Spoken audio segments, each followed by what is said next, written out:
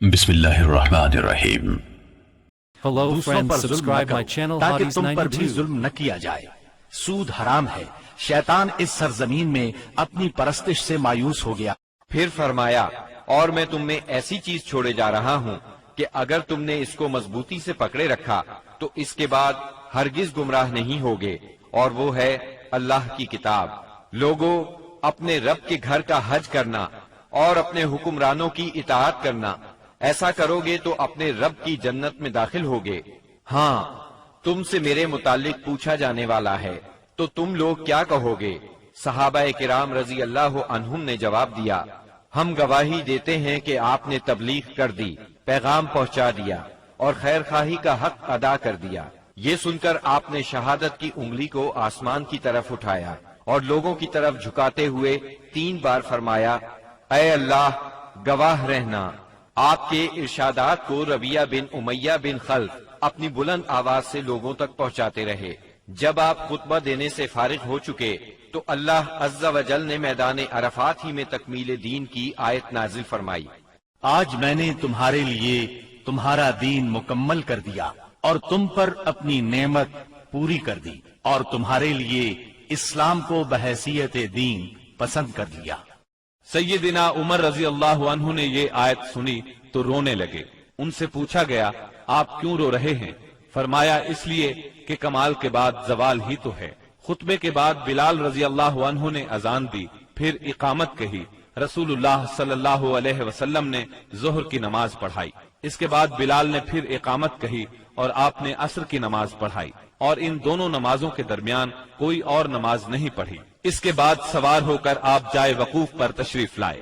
اپنی اونٹنی قصوا کا شکم پہاڑوں کی طرف کیا اور جبل مشات یعنی پیدل چلنے والوں کی راہ میں واقع ریت کے تودے کو سامنے کیا اور قبلہ رخ مسلسل اسی حالت میں وقوف فرمایا، یہاں تک کہ سورج غروب ہونے لگا۔ تھوڑی زردی ختم ہوئی، پھر سورج کی ٹکیا غائب ہو گئی۔ اس کے بعد آپ نے سیدنا اسامہ رضی اللہ عنہ کو اپنے پیچھے بٹھایا اور وہاں سے روانہ ہو کر مزدلفہ تشریف لائے۔ مزدلفہ میں مغرب اور عشاء کی نمازیں 1 اذان اور 2 اقامت سے پڑھی، درمیان میں کوئی نفل نماز نہیں پڑھی۔ اس کے بعد آپ لیٹ گئے اور طلوع فجر تک لیٹے رہے۔ اس کے بعد آپ نے حج کے باقی امور سر انجام دیے، حتیٰ کہ 13 ذی الحج کو سوار ہو کر خانہ کعبہ تشریف لے گئے، الوداعی طواف کیا اور فجر کی نماز پڑھی۔ پھر مکہ مکرمہ سے نکل کر مدینہ منورہ کی طرف کوچ فرمایا۔ جب مدینہ طیبہ کے قریب پہنچے اور اس کے آثار دکھائی دینے لگے تو 3 بار فرمایا، اللہ اکبر۔ پھر فرمایا، اللہ کے سوا کوئی معبود نہیں، وہ تنہا ہے، اس کا کوئی شریک نہیں، اسی کے لیے بادشاہت ہے اور اسی کے لیے تعریف، اور وہ ہر چیز پر قادر ہے۔ ہم پلٹنے والے، توبہ کرنے والے، عبادت گزار، سجدہ کرنے والے، اپنے رب کی تعریف کرنے والے ہیں۔ اللہ نے اپنا وعدہ سچ کر دکھایا، اپنے بندے کی مدد کی اور تنہا ساری جماعتوں کو شکست دی۔ رومیوں کو اسلام اور اہل اسلام کی ترقی قطعاً گوارا نہیں تھی۔ ان کے ہاں رہنے والا کوئی شخص مسلمان ہو جاتا تو اس کی زندگی خطرے میں پڑ جاتی۔ ان کی اس جرت اور بیجا غرور کو ختم کرنے کے لیے رسول اللہ صلی اللہ علیہ وسلم نے سفر 11 ہجری میں ایک بڑے لشکر کی تیاری شروع فرمائی تاکہ وہ روم کی فلسطینی سرزمین کو روند کر رومیوں کو خوفزدہ کر دے اور ان کی حدود پر واقع عرب قبائل کا اعتماد بحال کرے۔ اس سلسلے میں رسول اللہ صلی اللہ علیہ وسلم نے 700 فوجیوں کا ایک لشکر تیار فرمایا۔ سیدنا اسامہ بن زید رضی اللہ عنہ کو لشکر کا سالار مقرر فرمایا۔ یہ آزاد کردہ غلام سیدنا زید رضی اللہ عنہ کے بیٹے تھے۔ 28 صفر 11 ہجری کو بیماری کی حالت میں آپ نے سیدنا اسامہ رضی اللہ عنہ کا جھنڈا اپنے دست مبارک سے درست فرمایا۔ بڑے بڑے جلیل القدر صحابہ کرام سیدنا اسامہ رضی اللہ عنہ کی ماتحتی میں اس لشکر میں شریک تھے۔ سیدنا علی اور سیدنا عباس رضی اللہ عنہما آپ کی تیمارداری کی غرض سے مدینے میں ٹھہر گئے۔ سیدنا ابو بکر صدیق رضی اللہ عنہ اور سیدنا عمر رضی اللہ عنہ امیر لشکر سیدنا اسامہ سے اجازت لے کر آپ صلی اللہ علیہ وسلم کی عیادت کے لیے آتے جاتے رہے۔ آپ کی علالت میں روز بروز اضافہ ہو رہا تھا۔ یہ لشکر مدینہ منورہ سے روانہ ہوا، مدینے سے 3 میل دور مقام جرف میں خیمہ زن ہوا۔ اس وقت رسول اللہ صلی اللہ علیہ وسلم کی بیماری کی تشویشناک خبریں موصول ہو رہی تھیں، چنانچہ اسامہ رضی اللہ عنہ اپنے لشکر کے ساتھ وہیں رکے رہے، بلکہ اللہ کے فیصلے کے انتظار میں ٹھہرنے پر مجبور ہو گئے، اور اللہ کا فیصلہ یہ تھا کہ یہ لشکر ابو بکر صدیق رضی اللہ عنہ کے عہد خلافت میں روانہ ہو۔ یہ عہد صدیقی کی پہلی فوجی مہم قرار پائی۔ جب رسول اللہ صلی اللہ علیہ وسلم نے رسالت کی تبلیغ اور امت کی خیر خواہی کا کام مکمل کر لیا تو آپ کے اقوال و افعال میں دنیا سے رحلت کے آثار نمایاں ہونا شروع ہو گئے۔ آپ نے 10ویں سال رمضان میں 20 دن کا اعتکاف فرمایا، اور سیدنا جبریل علیہ السلام نے آپ کو 2 مرتبہ قرآن کا دور کرایا۔ آپ نے اپنی صاحبزادی فاطمہ رضی اللہ عنہا سے فرمایا، میں سمجھتا ہوں میرا آخری وقت آ چکا ہے۔ سیدنا معاذ بن جبل رضی اللہ عنہ کو یمن کی طرف روانہ فرمایا تو انہیں وصیت فرمائی، اے معاذ، غالباً اس سال کے بعد تم مجھ سے ملاقات نہ کر سکو گے اور میری اس مسجد اور میری قبر کے پاس سے گزرو گے۔ یہ سن کر سیدنا معاذ بن جبل رضی اللہ عنہ رونے لگے۔ آپ نے حجۃ الوداع میں کئی بار کہا، غالباً میں تم لوگوں سے اپنے اس سال کے بعد نہ مل سکوں گا، غالباً اس سال کے بعد حج نہ کر سکوں گا۔ اسی طرح الیوم اکملت لکم دینکم اور اذا جاء نصر اللہ کا نزول اسی بات کا پیغام تھا کہ آپ دنیا میں اپنی مہم سے فارغ ہو چکے ہیں، اور اسی وجہ سے اس حج کا نام حجۃ الوداع رکھا گیا، کیونکہ آپ نے اپنے رب سبحانہ و تعالی کی طرف منتقل ہونے کے لیے لوگوں کو الوداع کہا۔ اوائل سفر 11 ہجری میں آپ احد تشریف لے گئے اور شہداء کے لیے اس طرح دعا کی گویا زندوں اور مردوں سے رخصت ہو رہے ہیں۔ پھر واپس آ کر ممبر پر تشریف فرما ہوئے اور فرمایا، میں تمہارا پیش رو ہوں اور تم پر گواہ ہوں، اللہ کی قسم اس وقت اپنا حوض دیکھ رہا ہوں، مجھے زمین یا زمین کے خزانوں کی کنجیاں دی گئیں، اللہ کی قسم مجھے تم پر یہ خوف نہیں کہ تم میرے بعد شرک کرو گے، بلکہ اس کا اندیشہ ہے کہ دنیا میں ایک دوسرے سے آگے نکلنے کی دوڑ میں لگ جاؤ گے۔ ماہ سفر کے آخر میں آپ رات کے وقت بقیع غرقد تشریف لے گئے، اہل بقیع کے لیے دعائے مغفرت کی اور فرمایا، ہم بھی تم سے آن ملنے والے ہیں۔ ماہ سفر کے آخری پیر کو رسول اللہ صلی اللہ علیہ وسلم ایک جنازے میں بقیع تشریف لے گئے۔ سیدہ عائشہ صدیقہ رضی اللہ عنہا فرماتی ہیں، آپ بقیع سے واپس تشریف لائے تو میں اپنے سر میں درد محسوس کر رہی تھی اور یہ کہہ رہی تھی کہ ہائے میرا سر۔ یہ سن کر آپ نے فرمایا، بلکہ میں واللہ اے عائشہ ہائے میرا سر۔ یہ آپ صلی اللہ علیہ وسلم کی بیماری کی ابتدا تھی، اس کے باوجود آپ باری باری سب بیویوں کے پاس دن گزارتے رہے، یہاں تک کہ مرض میں شدت آ گئی۔ اس وقت آپ سیدہ میمونہ رضی اللہ عنہا کے گھر میں تھے اور پوچھ رہے تھے، کل میں کہاں رہوں گا، میں کل کہاں رہوں گا؟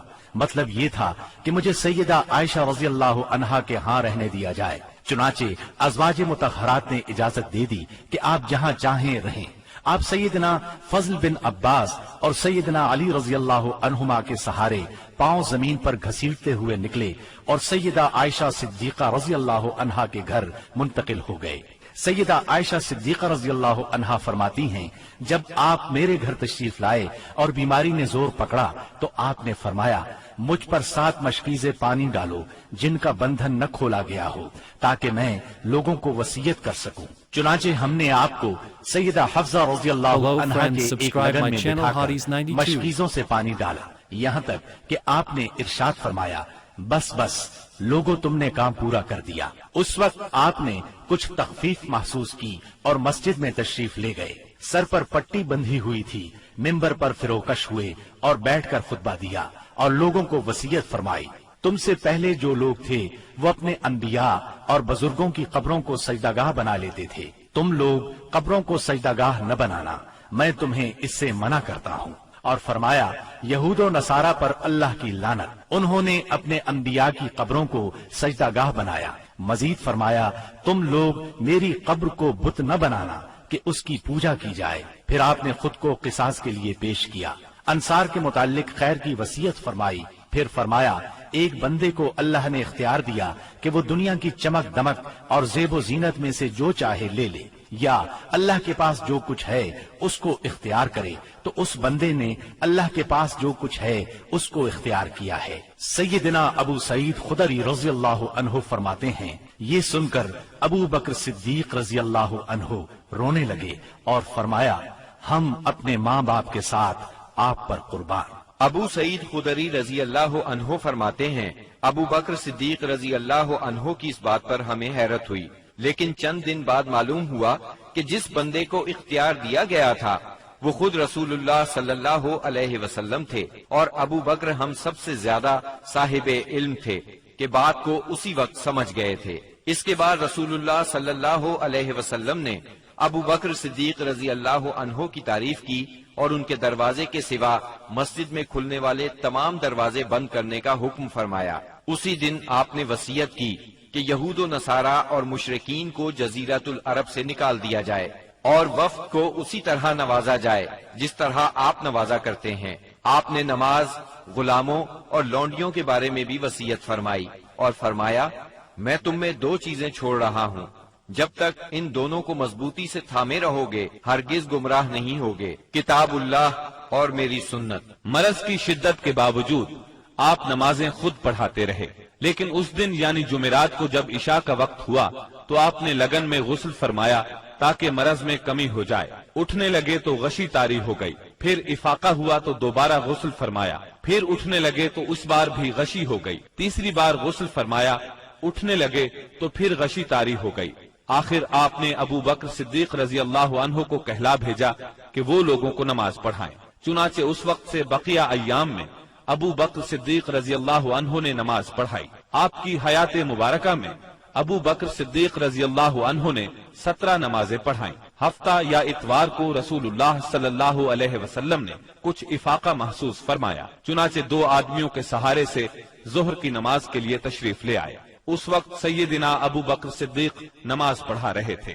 آپ کی آمد کو محسوس کرتے ہی ابو بکر صدیق پیچھے ہٹے، لیکن آپ نے اشارے سے روک دیا اور پھر ابو بکر صدیق رضی اللہ عنہ کے پہلو میں بیٹھ کر نماز پڑھائی۔ اس نماز کی صورت یہ تھی کہ آپ کو دیکھ کر ابو بکر صدیق اور ابو بکر صدیق کو دیکھ کر دوسرے لوگ نماز کے ارکان ادا کرتے جاتے تھے۔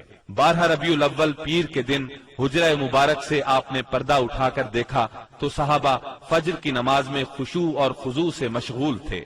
یہ منظر دیکھ کر آپ خوشی سے مسکرا دیے۔ مسلسل علالت کے باعث کمزوری بہت ہو گئی تھی۔ سیدہ عائشہ صدیقہ رضی اللہ عنہا کا سہارا لے کر لیٹ گئے۔ اسی روز یا اسی ہفتے میں کسی روز آپ نے سیدہ فاطمہ رضی اللہ عنہا کو بلایا اور کچھ سرگوشی کی، وہ سن کر رونے لگی، پھر کچھ سرگوشی کی تو وہ ہنسنے لگی۔ سیدہ عائشہ نے پوچھا تو چھپا گئیں، لیکن نبی صلی اللہ علیہ وسلم کی وفات کے بعد انہوں نے بتایا کہ پہلی مرتبہ آپ صلی اللہ علیہ وسلم نے فرمایا تھا کہ آپ اپنے اسی مرض سے وفات پا جائیں گے۔ یہ سن کر میں روئی۔ پھر آپ نے فرمایا کہ آپ کے اہل و عیال میں سب سے پہلے میں آپ سے ملوں گی، اس لیے میں ہنسی تھی، اور آپ نے انہیں یہ بشارت بھی دی تھی کہ آپ ساری خواتین جنت کی سردار ہیں۔ دن جیسے جیسے چڑھ رہا تھا آپ پر بار بار غشی طاری ہو رہی تھی۔ سیدہ فاطمہ رضی اللہ عنہا یہ دیکھ کر بولی، ہائے میرے باپ کی بے چینی۔ آپ نے ان کے الفاظ سنے تو فرمایا، آج کے بعد تمہارا باپ کبھی بے چین نہیں ہوگا۔ پھر آپ نے حسن اور حسین رضی اللہ عنہما کو چوما، ازواج مطہرات کو بلا کر وعظ و نصیحت فرمائی۔ ادھر لمحہ بلمحہ تکلیف بڑھتی جا رہی تھی اور اس زہر کا اثر بھی ظاہر ہونا شروع ہو گیا تھا جو آپ کو خیبر میں کھلایا گیا تھا۔ چنانچہ آپ اس کی تکلیف شدت سے محسوس کر رہے تھے۔ آپ نے اس حالت میں چہرے پر ایک چادر ڈال رکھی تھی، جب سانس پھولنے لگتا تو چادر چہرے سے ہٹا دیتے۔ اس حالت میں بھی آپ نے فرمایا، یہود و نصارہ پر اللہ کی لعنت، انہوں نے اپنے انبیاء کی قبروں کو سجدہ گاہ بنایا، مطلب یہ تھا کہ تم ایسے کام نہ کرنا۔ آپ نے ان لمحات میں یہ وصیت بھی فرمائی، سرزمین عرب میں 2 دین باقی نہ رہنے دیے جائیں۔ یہ آخری وصیت تھی جو آپ نے لوگوں کو فرمائی۔ اس کے بعد کئی بار فرمایا، نماز نماز، اور تمہارے زیر دست لونڈی اور غلام، یعنی ان کا خاص خیال رکھنا۔ پھر نزا کی حالت شروع ہو گئی۔ سیدہ عائشہ رضی اللہ عنہا نے آپ کو اپنے سینے اور گلے کے درمیان سہارا دیا۔ اسی دوران میں ان کے بھائی عبد الرحمن بن ابی بکر آئے، ان کے پاس کھجور کی تازہ مسواک تھی۔ رسول اللہ صلی اللہ علیہ وسلم مسواک کی طرف دیکھنے لگے۔ سیدہ عائشہ صدیقہ سمجھ گئیں کہ آپ مسواک کرنا چاہتے ہیں۔ انہوں نے پوچھا، کیا آپ مسواک کرنا چاہتے ہیں؟ آپ نے سر کے اشارے سے ہاں فرمایا۔ چنانچہ انہوں نے مسواک لے کر چبائی، نرم کی، اور پھر آپ نے اس کو لے لیا۔ نہایت اچھی طرح مسواک کی۔ آپ کے سامنے پیالے میں پانی تھا۔ آپ پانی میں دونوں ہاتھ ڈال کر چہرہ پوچھتے جاتے تھے اور فرماتے جاتے تھے، اللہ کے سوا کوئی معبود نہیں، بے شک موت کے لیے سختیاں ہیں۔ پھر آپ نے دونوں ہاتھ یا انگلی اٹھائی، نگاہ چھت کی طرف بلند کی، دونوں ہونٹوں پر کچھ حرکت ہوئی۔ سیدہ عائشہ رضی اللہ عنہا نے کان لگایا تو آپ فرما رہے تھے، ان انبیاء، صدیقین، شہداء اور صالحین کے ساتھ جنہیں تو نے انعام سے نوازا، اے اللہ مجھے بخش دے اور مجھ پر رحم فرما اور مجھے رفیق اعلیٰ میں پہنچا دے، اے اللہ رفیق اعلیٰ۔ آخری فقرہ 3 بار دہرایا اور روح پرواز کر گئی، ہاتھ جھک گیا اور آپ رفیق اعلیٰ سے جا ملے۔ یہ پیر کا دن تھا، ربیع الاول کی 12 تاریخ اور ہجرت کا 11واں سال تھا۔ اس وقت نبی صلی اللہ علیہ وسلم کی عمر 63 سال 4 دن ہو چکی تھی۔ انا للہ و انا الیہ راجعون۔ اس سانحہ عظیم کی خبر آن کی آن میں صحابہ کرام رضی اللہ عنہم میں پھیل گئی۔ دنیا ان پر تاریک ہو گئی۔ قریب تھا کہ وہ اپنے حواس کھو بیٹھتے، کیونکہ کوئی دن اس سے تابناک اور روشن نہیں تھا جس دن آپ مدینہ منورہ تشریف لائے تھے، اور کوئی دن اس دن سے زیادہ تاریک نہیں تھا جس دن آپ نے وفات پائی۔ صحابہ کرام رو رو کر اس طرح آہیں بھر رہے تھے جیسے حاجیوں کا شور برپا ہو۔ دوسری طرف سیدنا عمر رضی اللہ عنہ کی رنج اور غم سے یہ حالت تھی کہ مسجد کے صحن میں کھڑے فرما رہے تھے، رسول اللہ صلی اللہ علیہ وسلم اس وقت تک وفات نہیں پا سکتے جب تک کہ اللہ تعالی منافقین کو فنا نہ کر دے۔ آپ ان لوگوں کو قتل کرنے کی دھمکیاں دے رہے تھے جو یہ کہیں کہ آپ وفات پا گئے ہیں۔ ابو بکر صدیق رضی اللہ عنہ اس وقت وہاں موجود نہیں تھے۔ صبح کی نماز کے بعد جب انہوں نے آپ کے مرض میں کمی محسوس کی تو سخ میں واقع اپنے مکان پر چلے گئے تھے۔ جو ہی انہیں آپ کی وفات کی خبر ملی، فوراً گھوڑے پر سوار ہوئے اور اتر کر مسجد نبوی میں داخل ہوئے۔ لوگوں سے کوئی بات نہ کی، سیدھے عائشہ صدیقہ کے حجرے میں گئے، آپ کے جسد اطہر کی طرف بڑھے۔ آپ کا جسد دھاری دار یمنی چادر سے ڈھکا ہوا تھا۔ انہوں نے چادر چہرہ مبارک سے اٹھائی، پیشانی پر بوسہ دیا، روئے اور فرمایا، میرے ماں باپ آپ پر قربان، اللہ آپ پر 2 موتیں جمع نہیں فرمائے گا۔ جو موت آپ کے لیے لکھ دی گئی تھی وہ آ چکی۔ اس کے بعد سیدنا ابو بکر صدیق رضی اللہ عنہ باہر تشریف لائے اور فرمایا، عمر بیٹھ جاؤ، مگر انہوں نے بیٹھنے سے انکار کر دیا۔ چنانچہ انہیں ان کے حال پر چھوڑ کر ابو بکر صدیق رضی اللہ عنہ منبر کے پاس تشریف لائے اور اس کے بازو میں کھڑے ہو گئے۔ صحابہ کرام بھی سیدنا عمر رضی اللہ عنہ کے پاس سے ہٹ کر ان کے پاس جمع ہو گئے۔ سیدنا ابو بکر صدیق رضی اللہ عنہ نے فرمایا، تم میں سے جو شخص محمد صلی اللہ علیہ وسلم کی پوجا کرتا تھا تو وہ جان لے کہ محمد صلی اللہ علیہ وسلم کی موت واقع ہو چکی ہے، اور تم میں سے جو شخص اللہ کی عبادت کرتا تھا تو یقیناً اللہ ہمیشہ زندہ رہنے والا ہے، کبھی نہیں مرے گا۔ پھر سیدنا ابو بکر صدیق رضی اللہ عنہ نے سورہ آل عمران کی آیت نمبر 144 تلاوت کی۔ محمد نہیں ہیں مگر رسول ہی، ان سے پہلے بھی بہت سے رسول گزر چکے ہیں، تو کیا اگر ان کی موت واقع ہو جائے یا وہ قتل کر دیے جائیں تو تم لوگ اپنی ایڑیوں کے بل پلٹ جاؤ گے؟ اور جو شخص اپنی ایڑیوں کے بل پلٹ جائے تو وہ اللہ کو کچھ نقصان نہیں پہنچا سکتا۔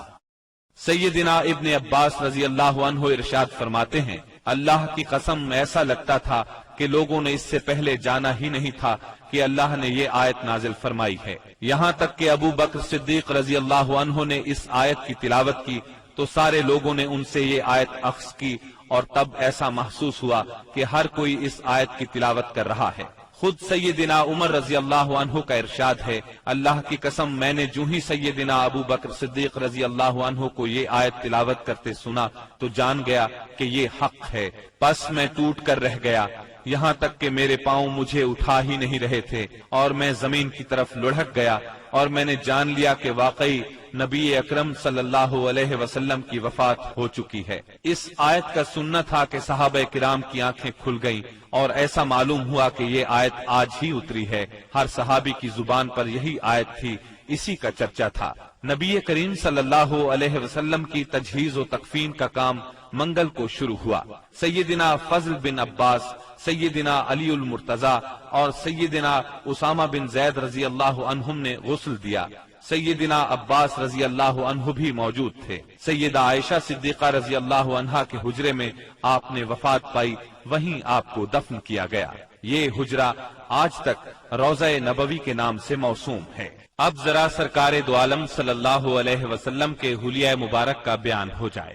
سیدہ ام معبد رضی اللہ عنہا نے رسول اللہ صلی اللہ علیہ وسلم کا جو حلیہ مبارک بیان فرمایا ہے، الرحیق المختوم کے مؤلف نے اس کو اپنے الفاظ میں کچھ اس طرح بیان کیا ہے: چمکتا دمکتا رنگ، تابناک چہرہ، خوبصورت ساخت، جمال جہاں تاب کے ساتھ ڈھلا ہوا پیکر، سرمگی آنکھیں، دراز پلکیں، بھاری آواز، چمکدار لمبی گردن، گھنی داڑھی، باریک اور باہم پیوستہ ابرو، خاموشی کی حالت میں باوقار، گفتگو کریں تو منہ سے پھول جھڑیں، دور و نزدیک سے دیکھنے میں سب سے زیادہ تابناک اور پرجمال، خوبصورت، شیریں ادا، گفتگو چاشنی لیے ہوئے، بات واضح اور دو ٹوک، انداز ایسا کہ لڑی سے جیسے موتی جھڑیں، درمیانے سے قدرے نکلتا ہوا انتہائی جاذب نظر قد، جیسے دو شاخوں کے درمیان ایک انتہائی تر و تازہ شاخ، آپ کے رفقا آپ کے گرد حلقہ بنائے ہوئے، کچھ فرمائیں تو توجہ سے سنتے ہیں، کوئی حکم دیں تو لپک کر بجا لائیں، رنگ مبارک، نہ بہت سفید نہ گندم گوں، اعضاء متناسب، سینہ کشادہ، کندھوں کے درمیان عام تناسب سے قدرے زیادہ فاصلہ، سر بڑا لیکن متناسب، کشادہ پیشانی جس سے شرافت ٹپکے، بال مبارک سیاہ اور گھنے، قدرے گھنگرالے جو کانوں کی لو تک آتے تھے، بھویں محرابی یعنی آپس میں ملی ہوئی، رخ انور سبک، درازی کی طرف مائل، اس قدر روشن اور چمکدار کے دل میں اتر جائے، بڑی بڑی سیاہ آنکھیں، لمبی پلکیں، خوبصورت ابھری ہوئی ستواں ناک، دانت کشادہ، چمکدار، موتیوں کی مانند، جلد صاف، نرم اور ریشم سے زیادہ ملائم، چہرہ انور پر غور و فکر کے آثار نمایاں، غرض آپ مکے بھر میں سب سے زیادہ حسین تھے، اور آگے بڑھ کر کہتا ہوں آپ دنیا بھر میں سب سے زیادہ خوبصورت تھے۔ سبحان اللہ۔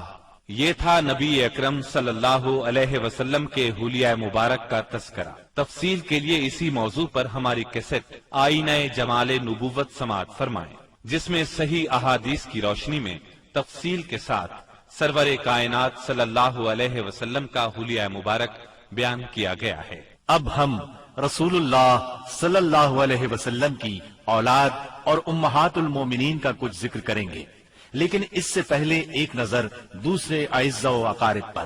نبی صلی اللہ علیہ وسلم کے 11 چچا تھے، ان میں سیدنا حمزہ اور سیدنا عباس رضی اللہ عنہما مسلمان ہوئے۔ ابو طالب آپ کے فدائی اور ناصر تھے، 6 پھوپھیاں تھیں، 12 غلام تھے، سب کو آزاد فرمایا، 3 لونڈیاں تھیں، ان میں سے ایک ام ایمن رضی اللہ عنہا تھی، انہوں نے رسول اللہ صلی اللہ علیہ وسلم کو گود کھلایا تھا۔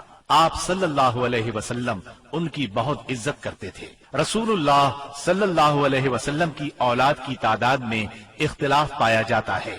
متفق علیہ روایت کا خلاصہ یہ ہے کہ آپ کی اولاد کی تعداد 6 ہے: قاسم، ابراہیم، زینب، رقیہ، ام کلثوم اور فاطمہ رضی اللہ عنہم۔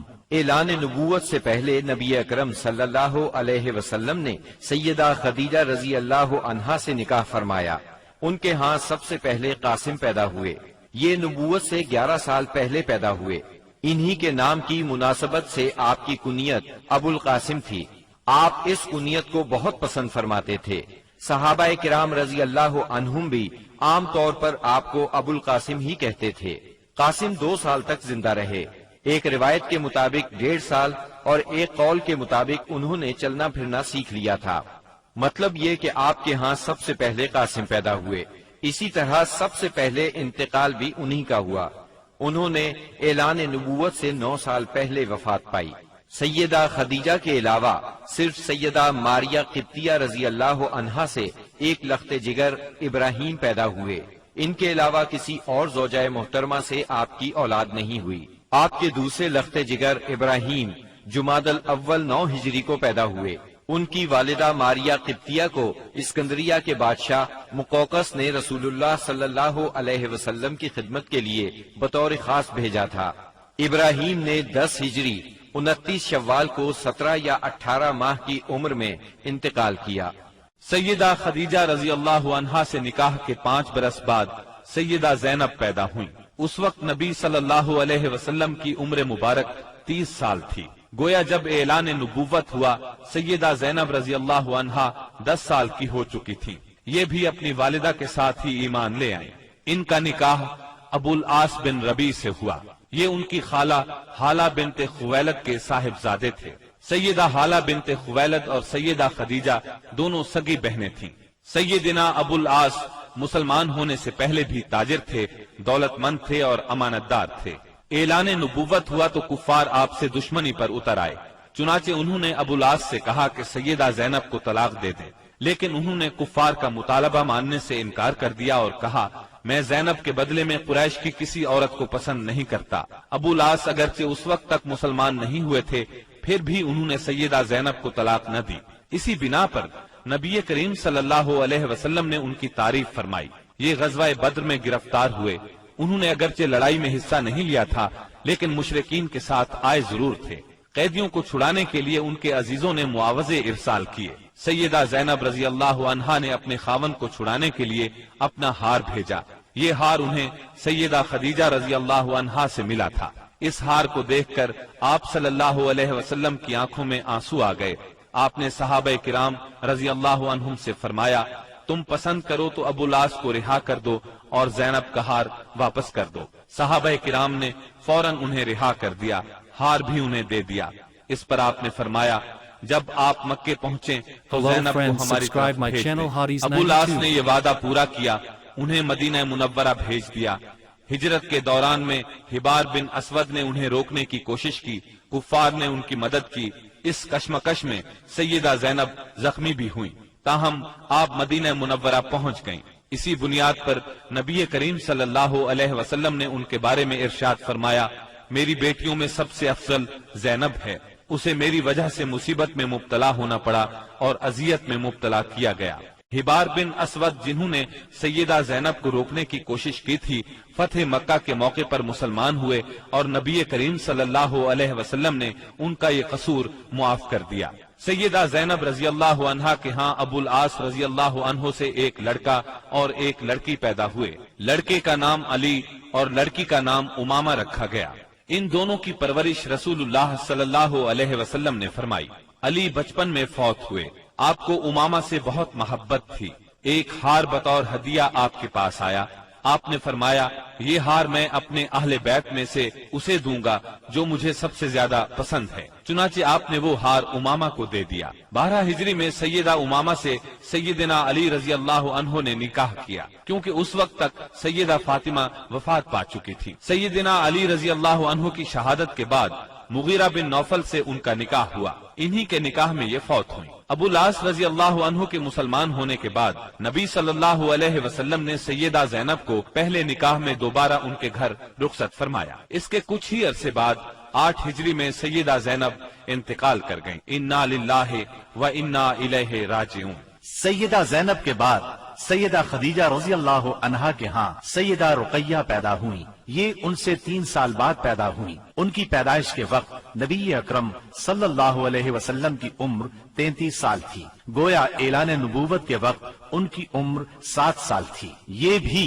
اپنی والدہ کے ساتھ ہی ایمان لے آئیں۔ اسلام سے پہلے رسول اللہ صلی اللہ علیہ وسلم نے ان کا نکاح اپنے چچا ابو لہب کے بیٹے عتبہ سے کر دیا تھا۔ رخصتی نہیں ہوئی تھی۔ آپ نے نبوت کا اعلان فرمایا تو تو ابو لہب دشمنی میں سب سے آگے بڑھ گیا۔ اس نے بیٹے کو حکم دیا محمد کی بیٹی کو طلاق دے دو، طلاق نہیں دو گے تو تم سے بات نہیں کروں گا۔ بات کے کہنے پر اس نے سیدہ رقیہ رضی اللہ عنہا کو طلاق دے دی، یعنی یہ طلاق صرف اسلام دشمنی کی بنیاد پر دی گئی تھی۔ اس کے بعد آپ نے سیدہ رقیہ رضی اللہ عنہا کا نکاح سیدنا عثمان رضی اللہ عنہ سے کر دیا۔ سیدہ رقیہ نے سیدنا عثمان بن عفان رضی اللہ عنہ کے ساتھ حبشہ کی ہجرت بھی کی، اور یہ اسلام میں سب سے پہلی ہجرت تھی۔ حبشہ میں ان کے ہاں ایک بیٹا پیدا ہوا، اس کا نام عبداللہ رکھا گیا۔ اپنے والدین کے ساتھ ہجرت کر کے یہ نواسہ رسول مدینہ منورہ پہنچے اور 6 سال کی عمر میں وفات پا گئے۔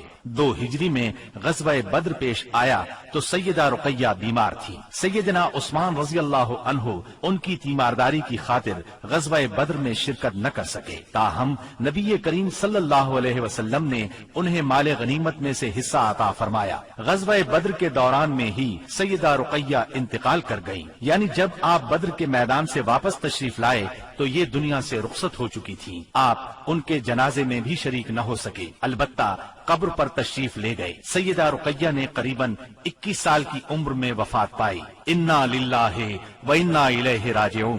سیدہ ام کلثوم رضی اللہ عنہا نبی کریم صلی اللہ علیہ وسلم کی تیسری صاحبزادی ہیں۔ یہ اپنی کنیت ہی سے مشہور ہوئیں۔ آپ نے نبوت کا اعلان فرمایا تو والدہ اور بہنوں کے ساتھ ایمان لائیں، ہجرت تک مکے میں رہیں۔ اعلان نبوت سے پہلے آپ نے ان کا نکاح ابو لہب کے دوسرے بیٹے عتیبہ سے کر دیا تھا، رخصتی نہیں ہوئی تھی۔ اسلام لانے پر ابو لہب نے انہیں بھی طلاق دلوائی۔ غزوہ بدر کے موقع پر جب سیدہ رقیہ کا انتقال ہو گیا تو سیدنا عثمان پر ان کی وفات کا بہت اثر ہوا، ہر وقت غمگین رہتے تھے۔ آپ نے انہیں اس درجے غمگین دیکھ کر ایک روز فرمایا، اے عثمان، مجھے اللہ نے حکم دیا ہے کہ میں اپنی دوسری بیٹی آپ کے نکاح میں دے دوں۔ جو مہر رقیہ کا مقرر ہوا تھا اتنا ہی مہر ام کلثوم کا ہوا۔ اس طرح سیدنا عثمان رضی اللہ عنہ سے ان کا نکاح ہوا اور آپ ذوالنورین کہلائے، یعنی 2 نوروں والے۔ یہ نکاح ربیع الاول 3 ہجری میں ہوا۔ ام کلثوم کے ہاں کوئی اولاد نہیں ہوئی۔ جب تک سیدہ ام کلثوم سیدنا عثمان کے نکاح میں رہیں انہوں نے کسی اور عورت سے نکاح نہیں کیا۔ سیدہ ام کلثوم کا انتقال بھی نبی صلی اللہ علیہ وسلم کی زندگی میں ہوا۔ انہوں نے شعبان 9 ہجری میں رحلت فرمائی۔ ان کے انتقال پر سیدنا عثمان رضی اللہ عنہ اور زیادہ غمگین ہوئے۔ ان حالات میں نبی اکرم صلی اللہ علیہ وسلم نے انہیں تسلی دیتے ہوئے فرمایا، اگر میرے ہاں 10 بیٹیاں بھی ہوتی تو میں یکے بعد دیگرے عثمان کے نکاح میں دے دیتا۔ نبی کریم صلی اللہ علیہ وسلم کی چوتھی بیٹی سیدہ فاطمہ رضی اللہ عنہا تھی۔ آپ سب سے چھوٹی تھی۔ آپ نبوت کے پہلے سال پیدا ہوئی۔ آپ کی چال ڈھال رسول اللہ صلی اللہ علیہ وسلم سے بہت ملتی جلتی تھی۔ صرف یہی نہیں بلکہ اٹھتے بیٹھتے اور ہر بات میں سیدہ فاطمہ سے زیادہ آپ کے مشابہ اور کسی کو نہیں دیکھا گیا۔ آپ کی عمر 15.5 سال کی ہوئی تو نبی اکرم صلی اللہ علیہ وسلم نے آپ کا نکاح سیدنا علی رضی اللہ عنہ سے کر دیا۔ اس وقت سیدنا علی رضی اللہ عنہ کی عمر 20 سال 5 ماہ تھی۔ اس نکاح کے گواہ سیدنا ابو بکر صدیق، سیدنا عمر فاروق اور سیدنا عثمان رضی اللہ عنہم تھے۔ نبی صلی اللہ علیہ وسلم نے آخری اوقات میں سیدہ فاطمہ رضی اللہ عنہا کو بہت وصیتیں فرمائیں۔ ان میں سے ایک یہ تھی، میری وفات پر ماتم نہ کرنا، چہرے کو نہ پیٹنا، بال نہ نوچنا، نوحہ نہ کرنا، نہ نوحہ کرنے والوں کو بلانا۔ نبی صلی اللہ علیہ وسلم کی وفات کے بعد آپ صرف 6 ماہ زندہ رہیں، پھر چند روز بیمار رہ کر وفات پا گئیں۔ انتقال 3 رمضان 11 ہجری بروز منگل ہوا۔ انا للہ و انا الیہ راجعون۔ رسول اللہ صلی اللہ علیہ وسلم نے آپ کے بارے میں فرمایا، فاطمہ میرے جسم کا ٹکڑا ہے، جس نے فاطمہ کو ناراض کیا اس نے مجھے ناراض کیا۔ اسی طرح آپ کو سیدہ فاطمہ رضی اللہ عنہا کی اولاد سیدنا حسن بن علی اور سیدنا حسین بن علی سے بہت محبت تھی۔ اللہ تعالیٰ کی سیدہ فاطمہ پر ہزارہا رحمتیں ہوں۔ اب ہم نبی اکرم صلی اللہ علیہ وسلم کی ازواج مطہرات کا تذکرہ کریں گے۔ نبی صلی اللہ علیہ وسلم کی سب سے پہلی زوجہ محترمہ سیدہ خدیجہ بنت خویلد رضی اللہ عنہا ہیں۔ آپ صلی اللہ علیہ وسلم کے فرزند ابراہیم رضی اللہ عنہ کے سوا آپ کی تمام اولاد انہی سے ہوئی. آپ پوری زندگی انہیں یاد کرتے رہے, ان کی قربانیوں کا ذکر کرتے رہے. سیدہ خدیجہ رضی اللہ عنہا کے والد اپنے قبیلے میں باحیثیت آدمی تھے. انہوں نے مکے میں رہائش اختیار کی, وہیں انہوں نے فاطمہ بنت زائدہ سے شادی کی. انہی سے سیدہ خدیجہ رضی اللہ عنہا پیدا ہوئیں جو امت مسلمہ کی پہلی ام المومنین بنی. آپ عام الفیل سے 15 سال پہلے پیدا ہوئی. اس طرح آپ نبی اکرم صلی اللہ علیہ وسلم سے قریباً 15 سال بڑی تھی. رسول اللہ صلی اللہ علیہ وسلم سے پہلے آپ کے 2 نکاح ہوئے. پہلے خاوند کا نام عتیق بن عابد مخزومی اور دوسرے کا نام ابو حالہ تھا. دوسرے شوہر کی موت کے بعد آپ پر تجارت کا بوجھ آ پڑا. تجارت آپ کا خاندانی پیشہ تھا. اس زمانے میں رسول اللہ صلی اللہ علیہ وسلم بھی تجارت کا مال لے کر شام جاتے تھے, اور آپ صلی اللہ علیہ وسلم صادق اور امین مشہور ہو چکے تھے. سیدہ تک آپ کی شہرت پہنچی تو انہوں نے اپنا سامان تجارت آپ کے حوالے کیا. آپ وہ سامان شام لے گئے. اس سفر میں انہیں بہت زیادہ منافع ہوا. اس طرح سیدہ خدیجہ رضی اللہ عنہا آپ سے بہت زیادہ متاثر ہو گئیں, اور آپ نے نبی اکرم صلی اللہ علیہ وسلم کو نکاح کا پیغام دیا. آپ نے ان کا پیغام منظور فرما لیا. نکاح ابو طالب نے پڑھایا. اس وقت رسول اللہ صلی اللہ علیہ وسلم کی عمر 25 سال اور سیدہ کی عمر 40 سال تھی. 40 سال کی عمر میں اللہ تعالیٰ نے آپ کو نبوت سے سرفراز فرمایا. آپ پر پہلی بار وحی کا نزول ہوا تو آپ گھبرا گئے. آپ پر کپ کپی طاری ہو گئی. ان حالات میں سیدہ خدیجہ نے آپ کو بہت سہارا دیا اور اپنے چچا زاد بھائی ورقہ بن نوفل کے پاس لے گئیں. یہ سابقہ آسمانی کتب کے عالم تھے. انہوں نے بتایا کہ آپ پر وہی فرشتہ اترا ہے جو موسیٰ علیہ السلام پر اترا تھا, یعنی اللہ نے آپ کو نبوت سے سرفراز فرمایا ہے. اس کے بعد آپ نے اللہ کے حکم سے نبوت کا باقاعدہ اعلان فرمایا تو سیدہ خدیجہ نے فوراً اسلام قبول کر لیا. سیدہ خدیجہ رضی اللہ عنہا نے ان مشکل ترین دنوں میں ہر طرح آپ کا ساتھ دیا, اپنا سب کچھ قربان کیا. مشرکین نے آپ کو جھٹلایا, طرح طرح سے اذیتیں پہنچائیں, جبکہ آپ نبی صلی اللہ علیہ وسلم کی ہر بات کی تصدیق کرتی رہیں. شیب ابی طالب کی گھاٹی میں 3 سال آپ کے ساتھ رہیں. یہ 3 سال انتہائی مصیبت کے سال تھے. مسلسل تکالیف نے آپ کو بیمار کر دیا, اور آخر آپ رمضان 10 نبوی میں اس دنیا سے رحلت کر گئیں. انا للہ و انا الیہ راجعون. نسائی اور مسند احمد کی ایک روایت کے الفاظ ہیں, جنت کی عورتوں میں سب سے افضل یہ 4 عورتیں ہیں: خدیجہ بنت خویلد, فاطمہ بنت محمد, مریم بنت عمران اور آسیہ زوجہ فرعون. بخاری کی ایک روایت میں ہے, خدیجہ تمام جہانوں کی عورتوں سے بہتر ہیں. رسول اللہ صلی اللہ علیہ وسلم کی دوسری زوجہ محترمہ سیدہ سودا بنت زمعہ رضی اللہ عنہا ہیں. آپ کا نام سودا, والد کا نام زمعہ بن قیس اور والدہ کا نام شموس بنت نفیس تھا. قبیلہ عامر بن لوائی سے تھی. رسول اللہ صلی اللہ علیہ وسلم سے پہلے ان کا نکاح سکران بن عمرو عامری رضی اللہ عنہ سے ہوا. یہ ان کے چچا زاد بھائی تھے. سیدہ سودا نے شروع ہی میں اسلام قبول کر لیا تھا. دونوں میاں بیوی نے کفار کا ظلم برداشت کیا, حبشہ کی طرف ہجرت بھی کی. کئی برس بعد جب مکہ لوٹے تو سکران کا انتقال ہو گیا, اور ان کے انتقال کے بعد نبی صلی اللہ علیہ وسلم نے ان سے نکاح فرمایا. آپ صلی اللہ علیہ وسلم ہجرت کر کے جب مدینہ منورہ تشریف لائے تب آپ نے انہیں بھی مدینہ بلوا لیا. 10 ہجری میں آپ نے حج کیا. اس موقع پر سیدہ سودا رضی اللہ عنہا بھی موجود تھی. آپ کا انتقال سیدنا امیر معاویہ رضی اللہ عنہ کے دور میں ہوا. آپ بہت سخی تھیں. ایک مرتبہ سیدنا عمر رضی اللہ عنہ نے درہموں کی ایک تھیلی ان کی خدمت میں بھیجی. آپ نے وہ تمام درہم اسی وقت تقسیم کر دیے.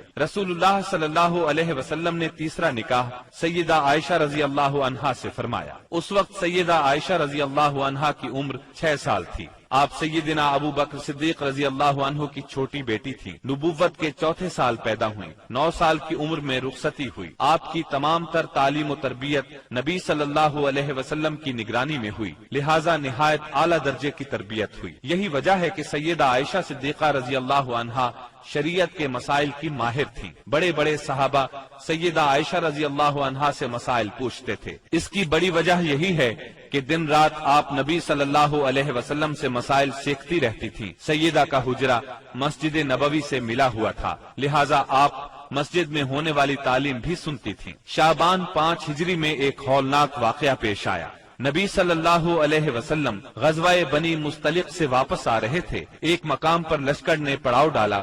صبح سویرے قافلے کی روانگی سے پہلے آپ قضائے حاجت کے لیے دور نکل گئیں۔ اس وقت آپ کے گلے میں ایک ہار تھا۔ یہ ہار ان کی بڑی بہن سیدہ اسماء رضی اللہ عنہا کا تھا۔ اچانک انہوں نے دیکھا کہ ہار کہیں گر گیا ہے۔ یہ اس ہار کو تلاش کرنے نکل گئیں۔ ادھر قافلہ روانہ ہو گیا۔ سیدہ اس وقت بہت دبلی پتلی تھی۔ ہودج اٹھا کر اونٹ پر رکھنے والوں کو پتہ ہی نہ چل سکا کہ آپ ہودج میں نہیں ہیں۔ ہار تلاش کر کے جب آپ قافلہ کی جگہ لوٹی تو قافلہ جا چکا تھا۔ اب تو آپ بہت پریشان ہوئیں۔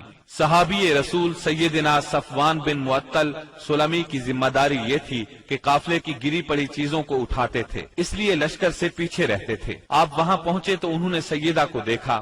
آپ کو دیکھتے ہی انہوں نے انا للہ و انا الیہ راجعون پڑھا۔ اس وقت سیدہ کی آنکھ لگ گئی تھی۔ ان کی آواز سن کر آنکھ کھل گئی۔ انہوں نے اپنا چہرہ فوراً چادر میں چھپا لیا۔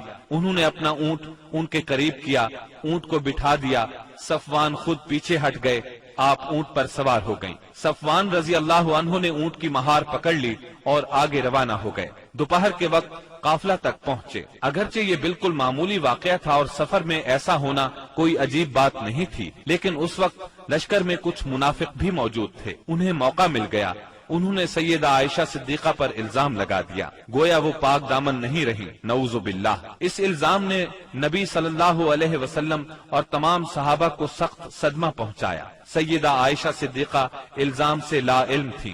وہ مدینہ طیبہ پہنچ کر بیمار ہو گئیں۔ جب آپ کو اس الزام کے بارے میں معلوم ہوا تو آپ ہلکان ہو کر رہ گئیں۔ نبی اکرم صلی اللہ علیہ وسلم سے اجازت لے کر والدین کے گھر آ گئیں۔ سیدنا ابو بکر صدیق اور ان کی زوجہ محترمہ ام رومان رضی اللہ عنہا کا بھی برا حال تھا۔ یہاں آ کر سیدہ عائشہ کو ساری بات کا پتہ چلا۔ آپ رونے لگی۔ سیدنا ابو بکر بھی رونے لگے۔ آپ کی والدہ محترمہ بھی رونے لگی۔ پھر رسول اللہ صلی اللہ علیہ وسلم وہاں تشریف لائے۔ ایسے میں اچانک آپ پر وحی کی کیفیت طاری ہو گئی اور اللہ تعالیٰ نے سورہ نور کی آیات نازل فرمائیں۔ ان آیات میں سیدہ عائشہ رضی اللہ عنہا کی بے گناہی کا اعلان فرمایا گیا اور ان لوگوں پر لعنت کی گئی اور واضح کیا گیا کہ ان لوگوں نے بہتان عظیم لگایا تھا۔ انہیں عذاب کی وعید سنائی گئی۔ اس طرح سیدہ عائشہ صدیقہ کی شان کو 4 چاند لگ گئے۔ آپ جوانی میں بیوہ ہوئی۔ آپ نے رسول اللہ صلی اللہ علیہ وسلم کے ساتھ اپنی زندگی کے صرف 9 سال گزارے۔ جب رسول اللہ صلی اللہ علیہ وسلم نے وفات پائی اس وقت آپ کی عمر صرف 18 سال تھی۔ نبی صلی اللہ علیہ وسلم نے اپنی زندگی کے آخری دن سیدہ عائشہ صدیقہ رضی اللہ عنہا کے حجرے میں گزارے، وہیں دفن ہوئے۔ نبی صلی اللہ علیہ وسلم کے بعد آپ نے 50 سال بیوگی کی زندگی گزاری۔ آپ نے سیدنا امیر معاویہ رضی اللہ عنہ کے دور خلافت میں 17 رمضان 58 ہجری میں انتقال فرمایا۔ اس وقت عمر 63 سال تھی۔ اللہ کی آپ پر بے شمار رحمتیں ہوں۔ 2 ہجری میں رسول اللہ صلی اللہ علیہ وسلم نے سیدہ حفصہ رضی اللہ عنہا سے نکاح فرمایا۔ یہ سیدنا عمر رضی اللہ عنہ کی بیٹی تھی۔ ان کی پہلی شادی خنیس بن حذیفہ ساہمی رضی اللہ عنہ سے ہوئی۔ غزوہ بدر میں یہ زخمی ہوئے اور انہی زخموں سے شہادت پائی۔ بیٹی کے بیوہ ہونے پر سیدنا عمر رضی اللہ عنہ کو فکر لاحق ہوئی۔ ایسے میں نبی صلی اللہ علیہ وسلم نے خود سیدہ حفصہ سے نکاح کی خواہش فرمائی۔ اس طرح یہ نکاح ہوا۔ سیدہ حفصہ رضی اللہ عنہا نہایت فضل اور کمال کی مالک تھیں۔ شعبان 45 ہجری میں وفات پائی۔ وہ زمانہ سیدنا امیر معاویہ رضی اللہ عنہ کا تھا۔ آپ کی کچھ جائیداد تھی۔ وفات سے پہلے اپنے بھائی عبداللہ بن عمر رضی اللہ عنہ کو وصیت کی کہ اس زمین کو صدقہ کر دینا۔ اللہ تعالیٰ کی ان پر ہزارہا رحمتیں ہوں۔ رسول اللہ صلی اللہ علیہ وسلم نے ایک نکاح سیدہ زینب بنت خزیمہ رضی اللہ عنہا سے فرمایا۔ یہ بہت زیادہ سخی تھی، اس لیے ان کی کنیت ام المساکین مشہور ہوئی۔ بہت رحم دل بھی تھی، فقراء اور مساکین کو فیاضی سے کھانا کھلاتی تھی۔ ان کا پہلا نکاح سیدنا عبداللہ بن جہش سے ہوا۔ یہ جلیل القدر صحابی تھے، بہت بہادر تھے، غزوہ احد میں شہید ہوئے۔ ان کی شہادت کے بعد نبی صلی اللہ علیہ وسلم نے ام المومنین سیدہ زینب سے نکاح فرمایا۔ رسول اللہ صلی اللہ علیہ وسلم سے نکاح کے وقت آپ کی عمر 30 سال کے قریب تھی۔ نکاح کے صرف 3 ماہ بعد آپ انتقال کر گئیں۔ سیدہ خدیجہ رضی اللہ عنہا کے بعد یہ پہلی بیوی ہیں جو آپ صلی اللہ علیہ وسلم کی زندگی میں انتقال کر گئیں۔ اللہ کی ان پر بے شمار رحمتیں ہوں۔ آپ نے ایک نکاح سیدہ ام سلمہ رضی اللہ عنہا سے فرمایا۔ ان کا نام ہند تھا، والد کا نام ابو امیہ تھا۔ یہ مکہ معظمہ کے ایک سخی بزرگ تھے۔ والدہ کا نام عاتقہ بنت عامر تھا۔ آپ کا پہلا نکاح عبداللہ بن الاسد سے ہوا۔ یہ ابو سلمہ کے نام سے مشہور تھے۔ ام سلمہ کے چچا زاد اور نبی صلی اللہ علیہ وسلم کے رضائی بھائی تھے۔ اسلام کی ابتدا ہی میں دونوں میاں بیوی نے اسلام قبول کر لیا۔ دونوں کو مکہ سے حبشہ کی ہجرت کا شرف بھی حاصل ہوا۔ پھر یہ مکے واپس آ گئے۔ سیدہ ام سلمہ پہلی خاتون ہیں جو مکے سے ہجرت کر کے مدینے پہنچی۔ ہجرت کے سفر میں بہت تکالیف اٹھائیں۔ ابو سلمہ نے ان سے پہلے مدینہ منورہ کی طرف ہجرت کی۔ ابو سلمہ احد کی لڑائی میں زخمی ہوئے اور اپنے مالک سے جا ملے۔ جب ام سلمہ رضی اللہ عنہا کی عدت پوری ہو گئی تو رسول اللہ صلی اللہ علیہ وسلم کی طرف سے انہیں نکاح کا پیغام ملا۔ آپ نے منظور فرمایا۔ اس طرح یہ نکاح ہوا۔ آپ 4 ہجری میں حرم نبوی میں داخل ہوئیں۔ پوری زندگی آپ صلی اللہ علیہ وسلم کے ساتھ رہیں۔ آپ کی تاریخ وفات میں اختلاف پایا جاتا ہے۔ زیادہ تر روایات یہ ہیں کہ آپ نے 63 ہجری میں 84 سال کی عمر میں وفات پائی۔ آپ بہت زیادہ خوبصورت تھیں، بہت فضائل کی مالک تھیں۔ علم کے لحاظ سے بھی ان کا ممتاز مقام ہے۔ لوگ ان سے مسائل پوچھا کرتے تھے۔ قرآن اور سنت کی ماہر تھیں اور فقہ پر بھی عبور رکھتی تھیں۔ متقی اور پرہیزگار اتنی تھی کہ شریعت کی خلاف ورزی قطعاً برداشت نہیں کرتی تھی۔ اللہ کی ان پر بے شمار رحمتیں ہوں۔ رسول اللہ صلی اللہ علیہ وسلم نے ایک نکاح سیدہ زینب بنت جحش رضی اللہ عنہا سے فرمایا۔ آپ کا نام برہ تھا، والد کا نام جحش اور والدہ کا امیمہ تھا۔ یہ عبد المطلب کی صاحبزادی تھی۔ اس طرح سیدہ زینب نبی صلی اللہ علیہ وسلم کی سگی پھوپھی کی بیٹی تھی۔ امیمہ عبداللہ کی سگی بہن اور رسول اللہ صلی اللہ علیہ وسلم کی پھوپھی تھی۔ سیدہ زینب سب سے پہلے ایمان لانے والوں میں شامل ہیں، پھر سب سے پہلے ہجرت کرنے والوں میں بھی شریک ہیں۔ رسول اللہ صلی اللہ علیہ وسلم نے آپ کا نام برہ سے تبدیل کر کے زینب رکھا تھا۔ نبی صلی اللہ علیہ وسلم کے نکاح میں آنے سے پہلے آپ کا نکاح سیدنا زید بن حارثہ رضی اللہ عنہ سے ہوا۔ یہ رسول اللہ صلی اللہ علیہ وسلم کے منہ بولے بیٹے اور آزاد کردہ غلام تھے، لیکن ان دونوں کی آپس میں نہ نبھ سکی اور طلاق ہو گئی۔ تب ان کی عدت کے بعد نبی اکرم صلی اللہ علیہ وسلم نے خود ان سے نکاح کا ارادہ فرمایا۔ انہیں نکاح کا پیغام بھیجا۔ سیدہ زینب نے منظور کیا۔ اس پر منافقین نے تانا دیا کہ دیکھو پیغمبر نے خود اپنے بیٹے کی عورت سے نکاح کر لیا۔ اللہ تعالیٰ نے ان بدباطنوں کے رد میں آیت خاتم النبیین نازل فرمائی۔ محمد صلی اللہ علیہ وسلم تمہارے مردوں میں سے کسی کے باپ نہیں، لیکن وہ اللہ کے رسول اور خاتم النبیین ہیں، اور اللہ تعالی ہر چیز کا خوب علم رکھنے والا ہے۔ اس آیت سے یہ بات واضح ہوئی کہ منہ بولے بیٹے کی بیوی سے نکاح کرنا جائز ہے۔ اس طرح منافقین کے منہ بند ہو گئے۔ یہ نکاح 4 ہجری میں ہوا۔ اس نکاح کی خاص بات یہ ہے کہ اس موقع پر پردے کا حکم نازل ہوا۔ نکاح کے لیے وحی آئی۔ یہ نکاح آسمانوں پر ہوا۔ سورہ احزاب کی آیت 37 سیدہ زینب کے بارے میں نازل ہوئی۔ سیدہ زینب فخر سے کہا کرتی تھیں کہ تمہارے نکاح تمہارے گھر والوں نے زمین پر کیے ہیں، جبکہ میرا نکاح میرے رب نے آسمانوں پر کیا۔ آپ بہت زیادہ سخی تھیں، محنت کر کے صدقہ کرتی تھیں تاکہ اللہ کا قرب حاصل ہو۔ آپ کا انتقال 20 ہجری میں سیدنا عمر فاروق رضی اللہ عنہ کی خلافت میں ہوا۔ نکاح کے وقت آپ کی عمر 35 سال تھی اور وفات کے وقت آپ کی عمر 53 سال تھی۔ اللہ کی ان پر ہزارہا رحمتیں ہوں۔ آپ صلی اللہ علیہ وسلم نے ایک نکاح سیدہ جویریہ بنت حارث رضی اللہ عنہا سے کیا۔ آپ کا نام برہ تھا، بعد میں رسول اللہ صلی اللہ علیہ وسلم نے جویریہ رکھا۔ آپ کا پہلا نکاح مسافر بن صفوان سے ہوا۔ سیدہ جویریہ کے والد حارث کا تعلق قبیلہ بنو مستلق سے تھا، یہ اس قبیلے کے سردار تھے۔ ان لوگوں نے مدینہ منورہ پر حملے کی تیاریاں کی تو نبی صلی اللہ علیہ وسلم نے ان پر چڑھائی کر دی۔ اس لڑائی میں ان کے قبیلے کے 11 مرد قتل ہو گئے، باقی لوگ گرفتار کر لیے گئے۔ گرفتار شدگان میں سیدہ جویریہ بھی تھی۔ مال غنیمت کی تقسیم میں یہ سیدنا ثابت بن قیس رضی اللہ عنہ کے حصے میں آئی، لیکن انہوں نے لونڈی کی حیثیت سے رہنا منظور نہ کیا اور ثابت بن قیس سے اجرت طے کر لی۔ اس سلسلے میں مدد کے لیے نبی کریم صلی اللہ علیہ وسلم کے پاس آئیں تو آپ صلی اللہ علیہ وسلم نے نکاح کی خواہش ظاہر فرمائی۔ سیدہ جویریہ رضی اللہ عنہا رضامند ہو گئیں۔ باپ انہیں معاوضہ دے کر چھڑانے آیا تو انہوں نے باپ کے ساتھ جانے سے انکار کر دیا۔ اس طرح باپ نے بھی اسلام قبول کر لیا۔ صحابہ کرام کو جب معلوم ہوا کہ اللہ کے رسول صلی اللہ علیہ وسلم نے سیدہ جویریہ رضی اللہ عنہا کو اپنی زوجیت میں لے لیا ہے تو ان کے قبیلے کے سب لوگوں کو آزاد کر دیا۔ اس طرح سیدہ اپنے قبیلے کے لیے بہت بابرکت ثابت ہوئی۔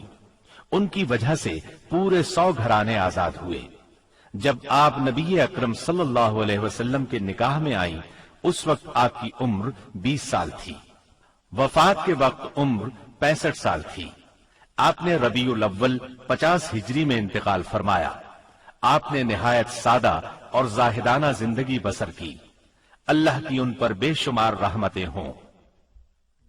آپ نے ایک نکاح سیدہ ام حبیبہ رضی اللہ عنہا سے فرمایا۔ یہ سیدنا ابو سفیان رضی اللہ عنہ کی بیٹی تھی۔ آپ کا نام رملہ تھا۔ ام حبیبہ کنیت تھی۔ والدہ کا نام صفیہ تھا۔ بعض مورخین نے آپ کا نام ہند بھی لکھا ہے۔ آپ سیدنا معاویہ رضی اللہ عنہ کی بہن تھی۔ اعلان نبوت سے 17 سال پہلے پیدا ہوئی، شروع ہی میں مسلمان ہو گئی تھی۔ ان کا پہلا نکاح عبداللہ بن جہش سے ہوا تھا۔ دونوں میاں بیوی ساتھ ہی مسلمان ہوئے۔ دونوں نے حبشہ کی ہجرت کی۔ بدقسمتی سے حبشہ میں عبداللہ بن جہش مرتد ہو گیا۔ اس نے عیسائیت قبول کر لی، شراب پینے لگا، اسی حالت میں مر گیا۔ عدت پوری ہو گئی تو نبی صلی اللہ علیہ وسلم نے نجاشی کے ذریعے سے نکاح کا پیغام بھیجا۔ انہوں نے منظور کیا۔ نجاشی نے نکاح پڑھایا اور ان کو مدینہ منورہ روانہ کر دیا، سامان بھی ساتھ دیا۔ یہ نکاح 6 ہجری میں ہوا۔ اس وقت سیدہ کی عمر 36 یا 37 سال تھی۔ اس وقت تک ابو سفیان مسلمان نہیں ہوئے تھے۔ آپ سیرت اور صورت دونوں کے لحاظ سے ممتاز تھیں۔ نبی کریم صلی اللہ علیہ وسلم سے آپ کو بہت محبت تھی۔ ایک بار ابو سفیان ملنے کے لیے آئے تو انہیں نبی صلی اللہ علیہ وسلم کے بستر پر نہ بیٹھنے دیا۔ آپ نے 44 ہجری میں انتقال فرمایا۔ اس وقت ان کے بھائی سیدنا معاویہ رضی اللہ عنہ خلیفہ تھے۔ وفات کے وقت آپ کی عمر 73 سال تھی۔ اللہ تعالیٰ کی آپ پر بے شمار رحمتیں ہوں۔ آپ صلی اللہ علیہ وسلم نے ایک نکاح سیدہ صفیہ بنت حیی رضی اللہ عنہا سے کیا۔ آپ کی والدہ کا نام برہ اور آپ کے والد کا نام حیی بن اخطب تھا۔ یہ بنو نذیر کا سردار تھا۔ آپ کا پہلا نکاح سلام بن مشکم یہودی سے ہوا۔ سلام نے انہیں طلاق دے دی۔ دوسرا نکاح کنانہ بن ابو الحقیق سے ہوا۔ یہ خیبر کے مشہور قلعے القموس کا سردار تھا۔ خیبر کی لڑائی میں کنانہ مارا گیا۔ سیدہ صفیہ کے باپ اور بھائی بھی اس جنگ میں مارے گئے۔ خود یہ گرفتار ہوئی۔ پہلے دونوں خاوندوں سے ان کے ہاں کوئی اولاد نہیں تھی۔ مال غنیمت تقسیم ہوا تو یہ دہیہ کلبی رضی اللہ عنہ کے حصے میں آئی، لیکن صحابہ نے نبی صلی اللہ علیہ وسلم کو مشورہ دیا کہ صفیہ خود آپ کے شایان شان ہے۔ آپ نے دہیہ کلبی رضی اللہ عنہ کو ان کے بدلے ایک دوسری لونڈی دے دی اور سیدہ صفیہ کو آزاد کر کے ان سے نکاح کر لیا۔ یہ 7 ہجری کا واقعہ ہے۔ آپ نے ان سے خیبر ہی میں نکاح کیا۔ سیدہ صفیہ نے 50 ہجری میں وفات پائی۔ اس وقت عمر 60 سال تھی۔ آپ کا قد چھوٹا تھا لیکن حسین و جمیل تھی۔ آپ بھی عالم فاضل تھی۔ عورتیں آپ سے مسائل پوچھا کرتی تھیں۔ سیدہ صفیہ کو رسول اللہ صلی اللہ علیہ وسلم سے بہت محبت تھی۔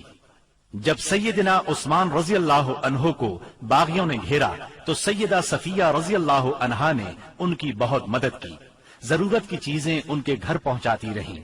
اللہ تعالیٰ کی ان پر بے شمار رحمتیں ہوں۔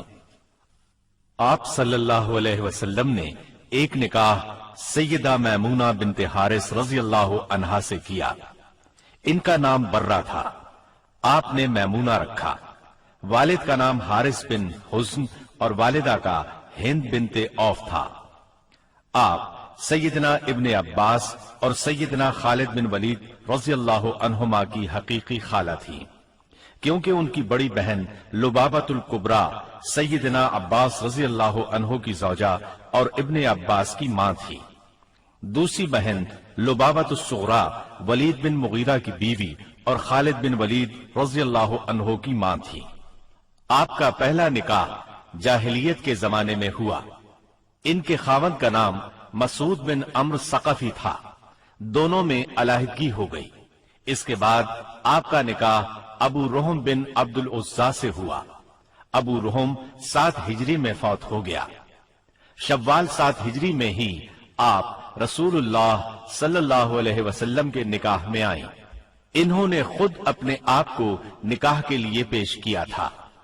اس بارے میں سورہ احزاب کی آیت 50 نازل ہوئی۔ اے نبی، آپ کے لیے وہ با ایمان عورت حلال ہے جو اپنا نفس ہبہ کر دے، یہ اس صورت میں کہ نبی بھی اس سے نکاح کرنا چاہے۔ یہ خاص طور پر آپ ہی کے لیے ہے، مومنوں کے لیے نہیں۔ روایات کے مطابق یہ نکاح عمرۃ القضاء کے موقع پر صرف کے مقام پر ہوا۔ رسول اللہ صلی اللہ علیہ وسلم عمرے کی غرض سے نکلے تھے، پھر سیدہ میمونہ آپ کے ساتھ مدینہ طیبہ آ گئیں۔ 61 ہجری میں صرف ہی کے مقام پر آپ کا انتقال ہوا۔ تمام امہات المومنین میں سب سے آخر میں یہی فوت ہوئیں۔ رسول اللہ صلی اللہ علیہ وسلم نے سیدہ ماریہ قبطیہ کو بھی اپنے حرم میں داخل فرمایا۔ ان کے والد کا نام شمعون اور والدہ کا نام رومیہ تھا۔ سیدہ ماریہ کو مصر کے بادشاہ مقوقس نے 7 ہجری میں آپ کی خدمت میں بطور ہدیہ بھیجا تھا۔ ان کے ساتھ ان کی بہن سیرین بھی بطور ہدیہ آئی تھی۔ سیدہ ماریہ بہت حسین و جمیل تھی۔ آپ صلی اللہ علیہ وسلم نے انہیں بالا خانے میں ٹھہرایا۔ انہی سے آپ کے ہاں سیدنا ابراہیم پیدا ہوئے۔ یہ 17 یا 18 ماہ کی عمر میں انتقال کر گئے۔ سیدہ ماریہ رضی اللہ عنہا نے سیدنا عمر رضی اللہ عنہ کے زمانے میں انتقال فرمایا۔ جنت البقیع میں دفن ہوئیں۔ اللہ تعالیٰ کی ان پر ہزار Hello friends, subscribe my channel